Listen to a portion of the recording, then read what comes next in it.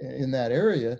And what was happening is the long wavelength radar waves were penetrating through the really dry sand in that area up to like 10 or 15 feet and showing us a landscape that was completely buried and ancient in that area, a time when, and we knew that there was more water in the Sahara in thousands of years ago. And so this was actually showing those river valleys flowing across the terrain. So since then, we've been trying to improve that image and get more radar data covering the whole area so that we can trace these rivers and find out where they go. And so working with colleagues at the University of Bordeaux, we were able to start putting together a full map of the whole Egypt and northeastern Africa area. And so this is just kind of a schematic representation of some of that. But you can see the Nile Delta and the Nile River flowing here down on the right side of the image, and the Red Sea further right. And then in the green area, you can see some of the interpretations that we've been able to make. And one of the main things we've seen is this dark blue lines here is basically a huge river complex we called the Kufra River. It heads up in these highlands in southern Egypt and southern Libya and flows north all the way to the Mediterranean Sea. So that's been a lot of excitement among archaeologists and such. They're starting to find remains of animals and plants and even humans along that river. And so it's people are starting to think that that was, along with the Nile, another corridor that people could have migrated up to the Mediterranean Sea. So there's going to be some interesting findings, I think, over the next few years. This is just a few years old, this interpretation. You can also see down in the bottom here, this blue area, that was another study done by some other people who discovered that there was a lake in that area. They found the shorelines, and we can indeed with the radar see more details of that. But I'm going to talk to you about a trip that we took along this pink line here, starting in the oasis town of Dakhla and going down to this plateau called the Gilf Kebir. And then you'll see that we had to hightail it north and leave the area, unfortunately.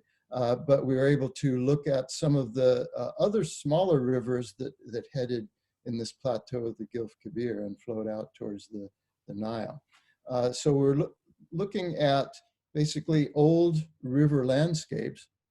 And one of the things, if you look in this area right in here at the junction of the rivers, is you find that there's an oasis there called the Kufra Oasis. And here's the radar image underneath showing the river valleys, which you can't see in the regular Google Earth image. But there's an oasis here and agriculture being produced here using water drilled from those ancient river valleys. So essentially, this is another way to find water resources in these arid regions. They're just below the surface. You just have to know where to look. So that's another reason to look at this area. Now, an even more exotic reason to look at these areas is the likely that it's very like some of the terrains on Saturn's moon Titan. So we're getting really far afield here, but it turns out that the thick atmosphere of Titan actually allows sand dunes to form. There's winds that blow the sand in these long linear patterns here. And it turns out that these patterns look exactly like the linear dunes that we find in the Great Sand Sea right there in Western Egypt. So that was another reason to visit that area. And in fact, that was a second expedition that I'll cover a little bit right towards the end. And you can see then a Google Earth image here and a radar image. And these linear dunes here look exactly like the linear dunes. In fact, they're the same scale as the ones that we found on Titan. So there's a lot of reasons to go to this area and to try to kind of understand better the processes that work in this desert area as well as other places. But we're going to go start the travelogue part now, and starting in Cairo. Obviously the pyramids there, we had to do a little bit of tourism.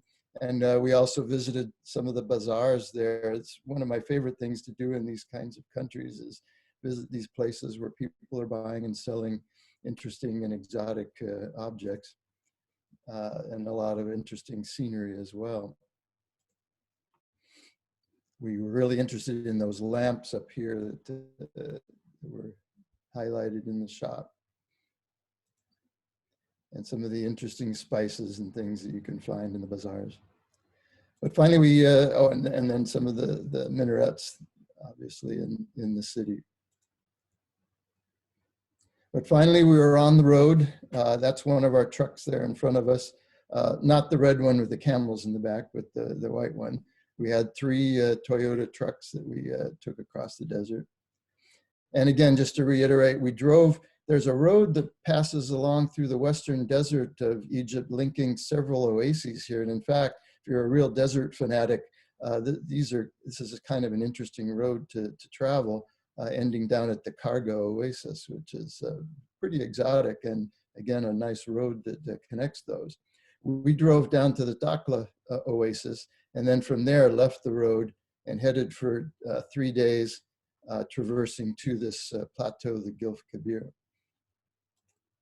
So here's the road, long and straight. We're used to that in the Western US, a little bit of dust in the air, and interesting plateaus that you see popping up here and there. And then leaving the road at Dakhla and just heading straight out. We had a good guide that runs a guide service that you can actually hire to, and he'll take you on various trips out into the desert. And it's actually a very good guide. We were really fortunate to have this guy. He really knew the desert. And I'll just kind of page quickly through a lot of these kind of scenery type things. There's our 3 trucks parked below a butte for a camp that day, and continuing to traverse across the desert. It's really interesting. You think the sand, you'll just be bogged down immediately, but you deflate the tires quite a bit, and they can even go over the dunes, which amazed me.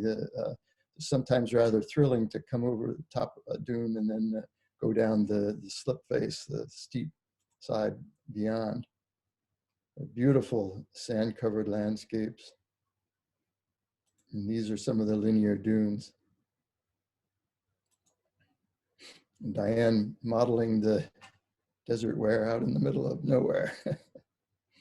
So our camps were basically the 3 trucks pulled together to kind of cut the wind a little bit.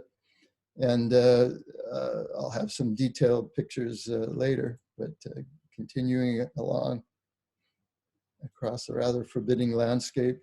This is one of these types of scenes that you would swear is actually Mars, except for the bluish sky. Very similar to some of the rover pictures that we pick up out there. Also wind tails against the rocks, showing which way the wind blew most recently. An interesting shaped dune, somewhat unusual in that area, is called a Barkhan dune, which is kind of horn-shaped, sort of a U-shaped, as opposed to the linear ones. Climbing up and over the dunes and arriving at the Gilf Kabir. So finally, after a couple of days, we arrived at the base of the plateau. Very difficult to get up to the top, and so we went up into one of the eroded re-entrance that the valleys into the side of the Kabir, the Gilf, to see if we could get to the top in there. We found this huge dune in the middle of the valley, and the light pattern down there is actually a lake bed deposit. So it actually was wet in this area at one time.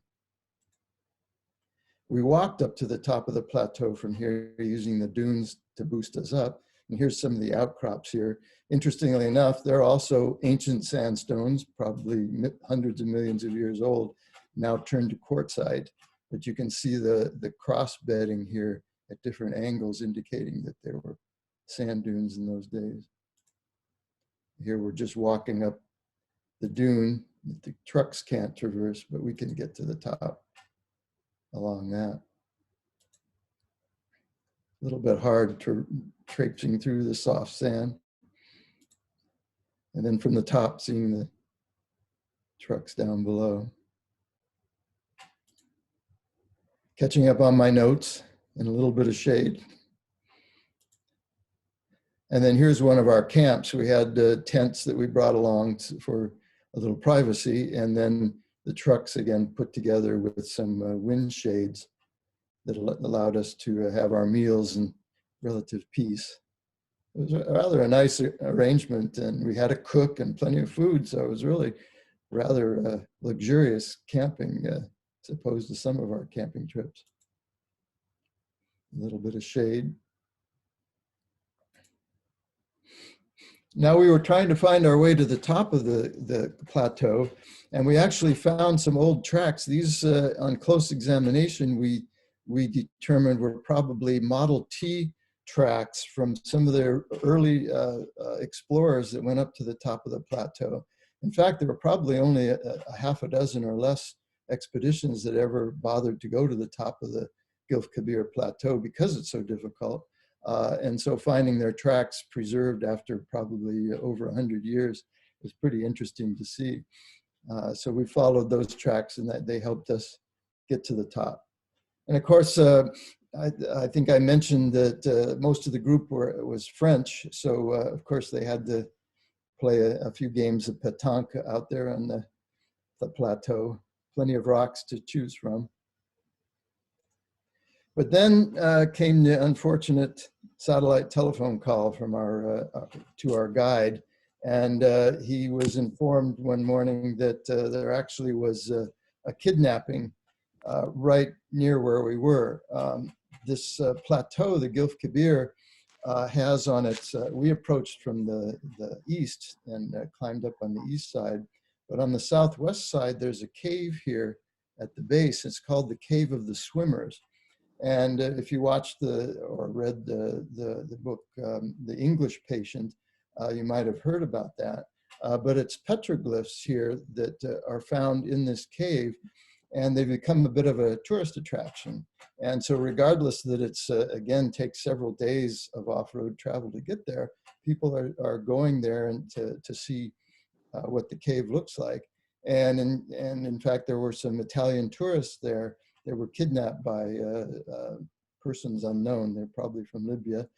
There's a lot of smuggling that goes on around this border area, since there's almost no official presence in that area. So we were ordered via satellite phone to leave the area immediately and get out of there. So what we had to do was get off the plateau. And of course, we would get stuck once in a while in our rush to get off the plateau, but we were dropping down off the edge. And before we actually left the plateau, our guide made sure that each of the three trucks had a satellite phone, and we all had our GPSs running, so we had our coordinates. And he gave us a telephone number to call, and he said that he would go ahead, and then we would all be strung out, the three trucks. And if any trucks came out of nowhere and intercepted him, that we would not try to run away, but should instead call that number that he gave us immediately and give the coordinates and what was happening, and then basically give ourselves up. So it was a bit of an adventure. And what we did is we basically headed straight for the Sand Sea, which was just to the north and east of us. Which is, again, all these huge linear sand dunes, and we would then be able to hide within the dunes and not be exposed, as you can see there, flats. So we hightailed it towards the sand dunes, and there's some of the dunes now coming into view, and made our way into and between the dunes, going over the dunes, and then finding our way into the sand dunes and camping within the dunes then.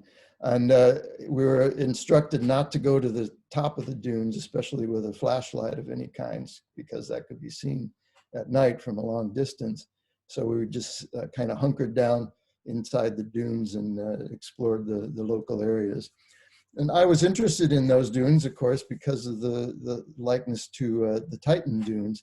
So we did a fair amount of study of the shapes of these dunes and the areas in between the dunes, which I found pretty interesting. Digging just a few inches below the surface in between the dunes, I found ancient soil profiles that were basically fossilized from times that that were wetter. So we made it into that area and continued basically traveling within the Great Sand Sea and up and down through the dunes, through the waves of the dunes. We did encounter a few birds. This, I think, was a hawk. We also saw a stork at one point. You know, these birds migrate across the Sahara from one place to another, and sometimes they don't make it and fall and are basically mummified there in the desert. Also, the skeleton of a camel that didn't make it. And of course, out in the desert, you get a little crazy sometimes. So we had to make like cavemen. Continuing in through the dunes, basically staying between the dunes as much as possible. Coming down those steep slip faces was quite an adventure, as I mentioned earlier. And still getting stuck every once in a while. The guide had these interesting panels here. You can see in the back truck here, metal that is sometimes used to make bridges. And he would use those under the wheels to come out of the soft sand. The basic idea is that you want to stay on top of the sand, and as soon as you dig below the surface, it gets softer and you bog down. So every once in a while, one of the vehicles would do that. I mentioned before the talk that there were some remnants of World War II. There's a lot of interesting stories regarding explorations in those areas. Of course, it was kind of the edge of some of the theaters there, up towards the Nile. The Italians had taken control of that area, and of course, the access to the Mediterranean. So there were a lot of patrols through those areas that were, and the area was basically unknown in those days. So a lot of people spent a lot of time exploring out there. And there's some interesting stories. One of the great desert experts, Ralph Bagnold, learned a lot by traveling around and scouting during World War II for the British, but also studying the dunes along the way. And this is just an old World War II transport truck that had gotten bogged down and abandoned at that time. Finally, we found a road somewhere underneath there, and we had been told to find the nearest army base and report in to them that here we were and we're safe and sound. And of course, we showed up at the army base and they said, "Who are you?" So, you know, usual bureaucracy, but we dutifully told him to take down our names and pass that information along that we were safe and back in relative civilization. But since we had a few more days before we had to be back, we decided to go and explore a nearby area called the White Desert, a really interesting area of landforms that you can access actually from that paved road that I mentioned down through the oases. It's chalk formations, that's chalk that you use at school, and it's being eroded by the wind into fantastic shapes. And so we spent a day or so there. We actually camped and saw the various landscapes there. So it was quite interesting to see what the wind can do to this fairly soft material.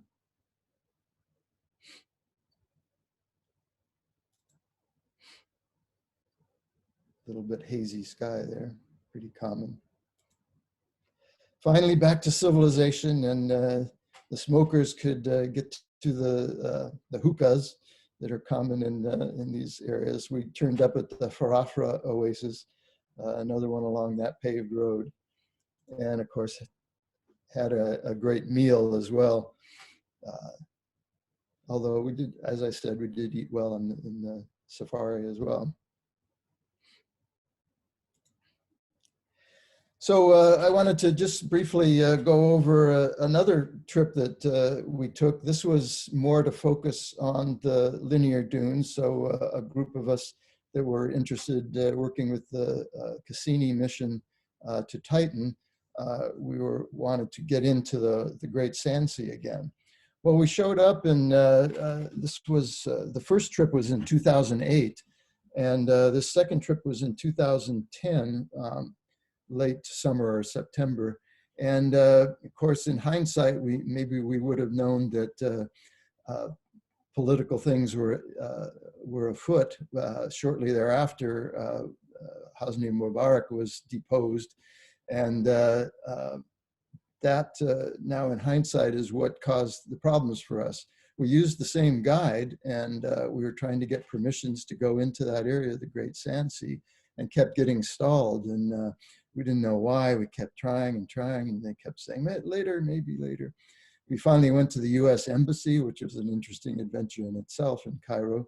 And they couldn't really help us, kind of hemmed and hawed. And so I think in hindsight, as I say, that everybody knew something was going on, and they didn't want a bunch of Americans down in the desert in case something really went wrong. So finally, what we were able to do is from Cairo, we were able to kind of sneak out of Cairo. We were told not to travel too far, and our guide said, well, turn off your cell phones so they can't see where we are. You know, they're following us. And we'll just go out to these sand dunes here to the west of Cairo, these small ones. And so we spent a day or so out there studying those sand dunes and doing some measurements. And finally, we got permission to at least go to the Siwa Oasis over here in the far west. We went along the coastline, which was interesting, and then penetrated inland. And there's some large dunes around this area, especially south of the Siwa Oasis. So we were able to at least get a better taste of the desert by going there and doing some of our measurements. But before we did that, the initial, before we went to those first sand dunes, we did a little touring around and went to a place called the Valley of the Whales that I hadn't heard before. And it's named that because of big skeletons of actually aquatic dinosaurs were found in that area. And so they were named the whales. But they're actually just right out there so you can see them. And it was kind of an interesting area to tour around. Interesting rock formations as well. So that was kind of an interesting thing. On the way out to those small sand dunes that we went to first, we also came across a huge area of petrified wood just lying out in the open, car tracks all around them and everything. It was kind of interesting to see how unprotected something that is really quite interesting to us was just out in the middle of nowhere. But finally out to those first sand dunes there, they were interesting and similar to the linear dunes that we had seen further south. And so what we wanted to do there is we had brought some equipment. First I'll talk about the Siwa Oasis, and then we'll talk about the equipment that we used. So Siwa Oasis is kind of an interesting situation. You see these ruins here above the town, and they're all made out of mud brick. And that was the town up until 1926. When it rained for 3 days. I mean, it never rains in this area. And when it rains, the buildings melt. And so what happened is that 3 days of rain basically destroyed the town. And the people decided not to rebuild it in the same way, and instead built the town, the new town, around the base of the old town and spreading out into the oasis. So kind of an interesting story of building materials not really matching the environment, or usually matching the environment. Interesting place to tour. Kind of a fun situation here where a donkey was waiting for his master and decided to help himself to some lunch in the roadside stand. The oasis at least meant that we were able to stay in actual lodgings, so a nice little hotel room rather than a tent. But then off into the large dunes south of the oasis. And again, some interesting views. And our trucks here. And in this situation, as I mentioned, we were using some interesting instrumentation. This is part of our group here, getting the instruments together. These little sled-like things here are actual radars themselves, and they project the radar wave down into the subsurface. They're called ground penetrating radars. They're used in a lot of different fields that want to see what's going on beneath the surface. Each one is a different wavelength, so they're different sizes. And they're made to basically be towed along the ground while a computer records the echoes that it receives. So we were all gonna do that with these dunes and see how far into the dunes we could see and what we could learn that way. So we first had the graduate students pulling the sleds so that we could see how it worked. The larger wavelength one here was a little too big to hand carry, so we actually rigged it up to the truck to drag that up the dunes. And we got a lot of interesting information about the internal structure of these dunes. And I even got to pull the sled. But finally, it was time to head out. And again, this had a pretty decent road to the oasis, although it was covered in sand in many areas. But we were able to find our way out. And I think that's about it. So went a little quicker than I thought, but maybe people have some questions. But it was an interesting and exotic place to study desert processes that we don't see in many places on Earth, but we do see on other planets. And so we're able to try to kind of piece together some of that. And of course, the work's ongoing now to use the data that we collected and maybe go back sometime if things settle down in that part of the world. So thanks a lot, and we'll see if there's questions, I guess. Wow. Do I stop sharing my screen here? If you have any questions, you can unmute yourself and ask Tom directly, or you can write it in the chat. Tom? Oh, go ahead, Ed. Tom, when you were in your caveman mode, it looked like you were barefoot. What was the temperature out there? Yeah, it was hot at some times, and so sometimes we just wore socks. It was a pain to wear shoes because they just fill up with sand. So we would either go barefoot or wear socks, depending on how hot it was. But generally, yeah, it wasn't that hot there. At times it got pretty warm, but generally it wasn't too bad. How did you communicate, Tom, with the French team, and why were they out there with you? Yeah, actually, that trip was organized by my colleague Philippe Caillou, who is at the University of Bordeaux. So I'd worked with him before, and so he invited us, Diane and I, along on the trip. So the others were all French. We know a little bit of French, and of course, they all spoke good English, so we got along okay. Good. All right. Good. And were they studying the same?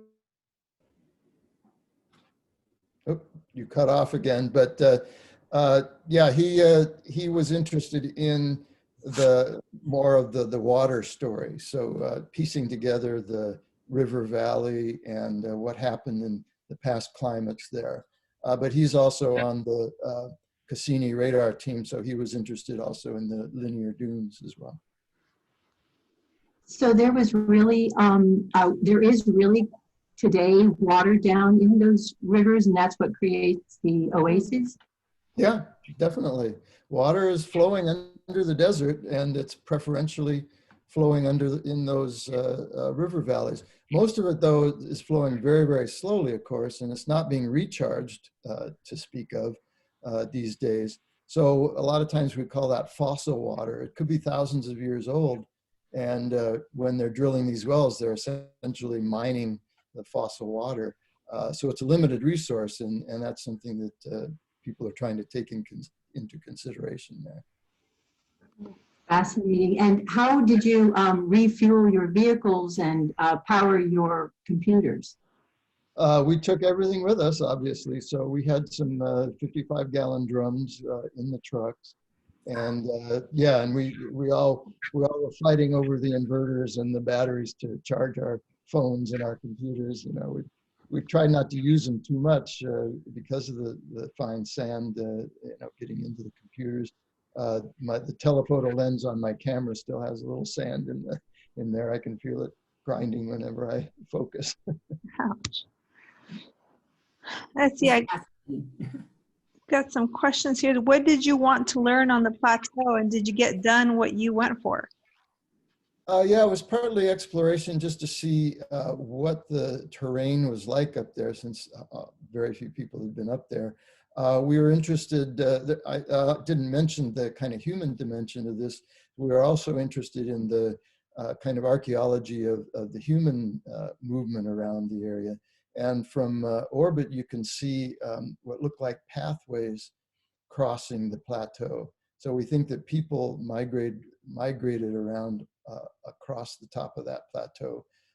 Again, always looking for water, so there might be some water resources at the top of the plateau as well.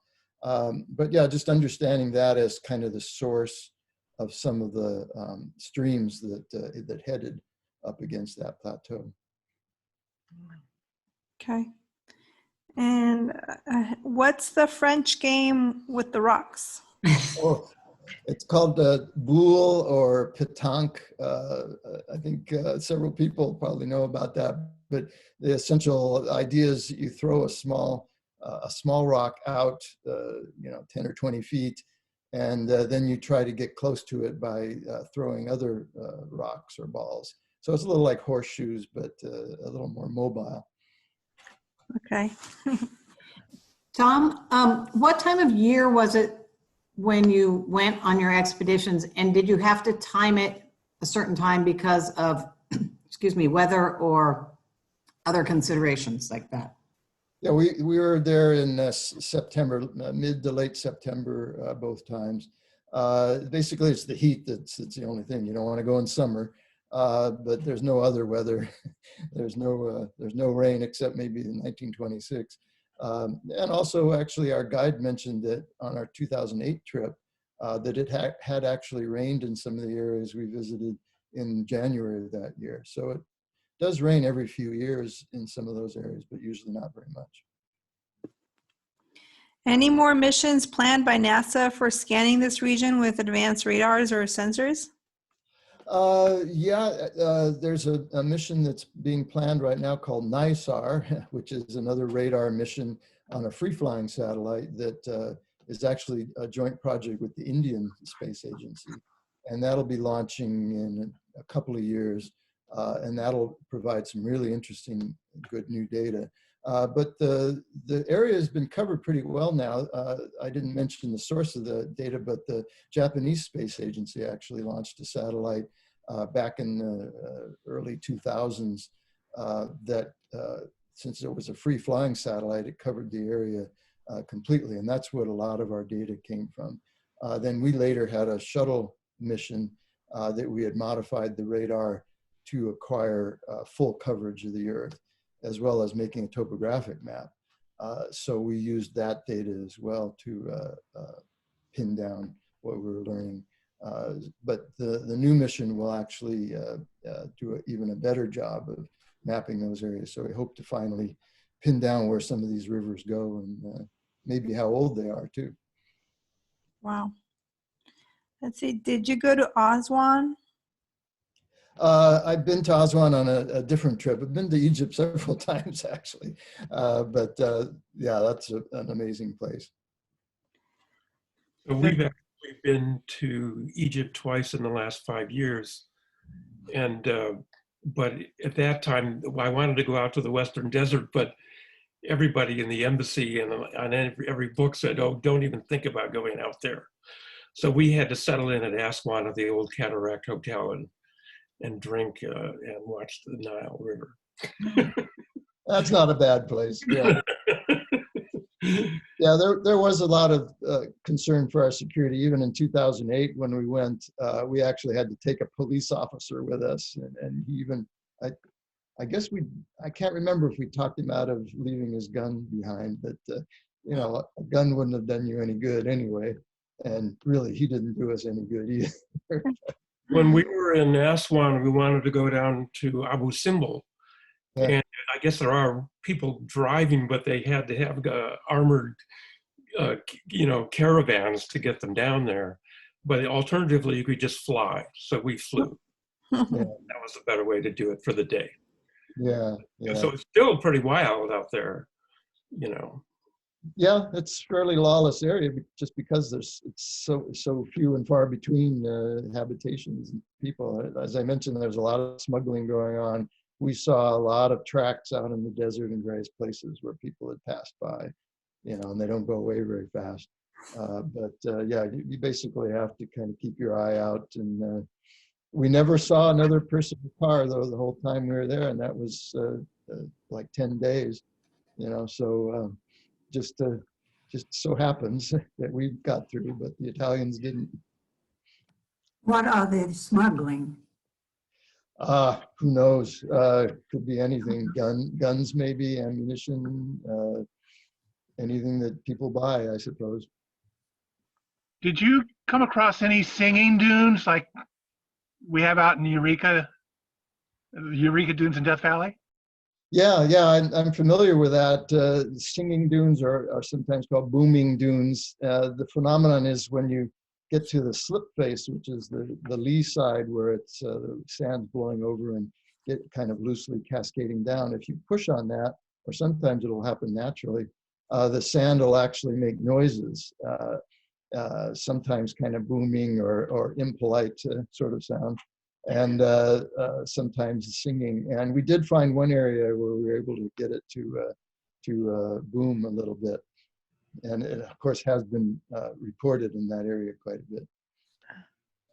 Interesting. Have you considered making a movie like The English Patient, for example?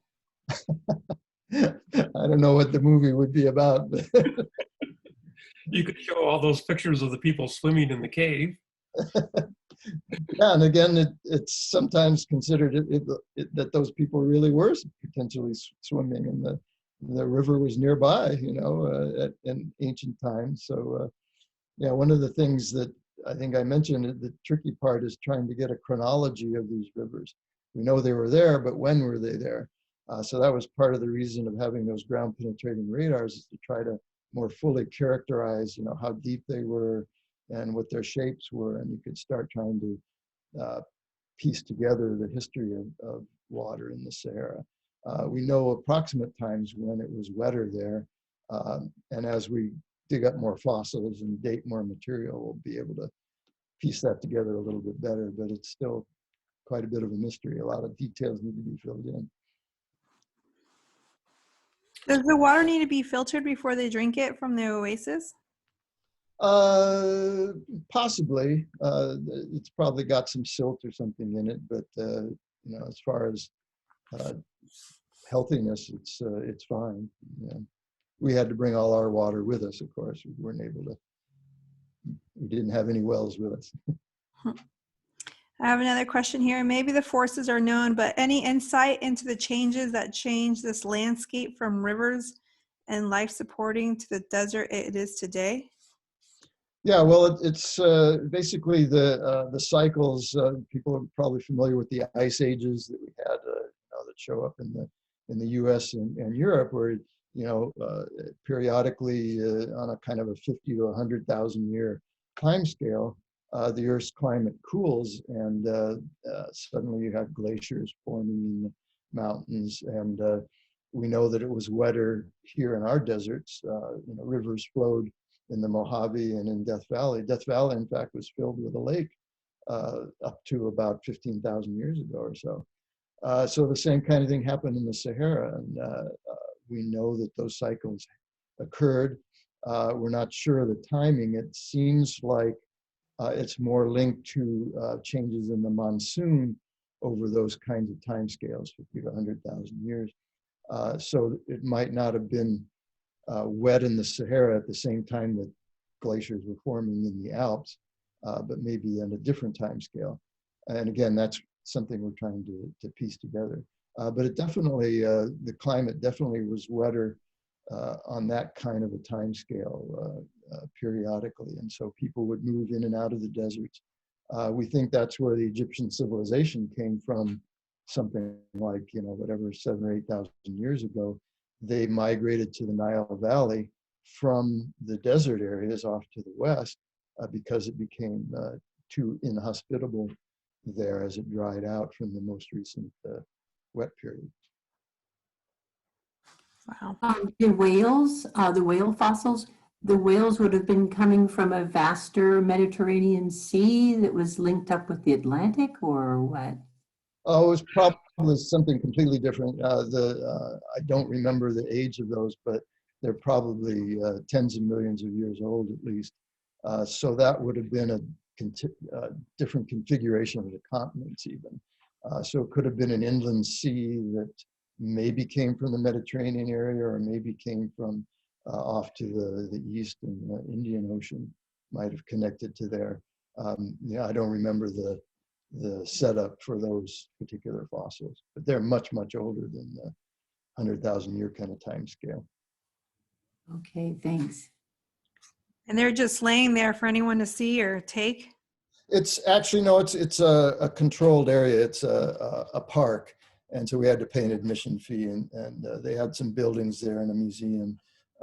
But then you just wander around and they're lying out there on the ground. Yeah, Yeah, that's pretty amazing. yeah, it was amazing. Great, good. And actually, it would have been a dinosaur, not a whale. So, Yeah, an ancient whale, or yeah, ichthyosaur or whatever they call them. Yeah, I'm not a dinosaur person, but yeah, it wasn't really a whale. It was a aquatic dinosaur. okay.